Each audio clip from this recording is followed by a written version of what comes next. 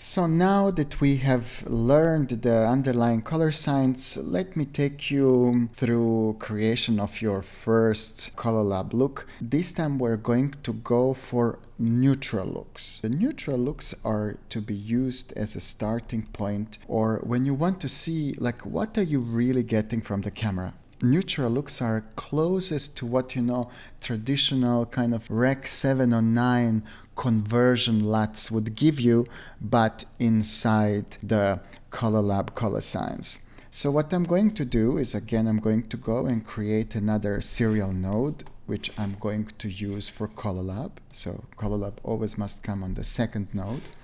And then I'm going to create a neutral look. So for example, first I need to select camera. So you must always first select what is the camera using. And in my case, this is Alexa. Check that your output is Rec 709, which is okay. Now, in terms of the contrast, I'm going to go for S1. So the S1 is the closest you can get to, let's say, like a traditional response of the Rec 709 curve. This is this kind of level of contrast you get there.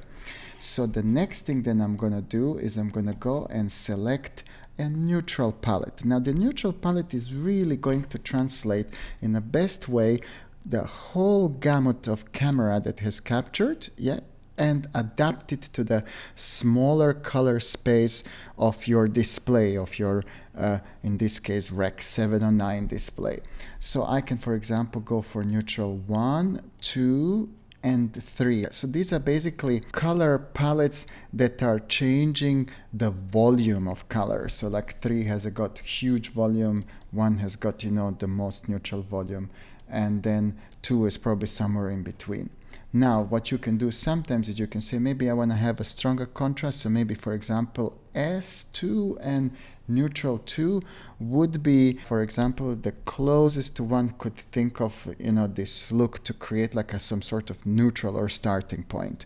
I like to always start with this look because this gives me a very good reference to where am I taking my looks, in which direction, it is very difficult to compare your look to the ungraded logarithmic image, so you have to have some sort of neutral reference to compare it to.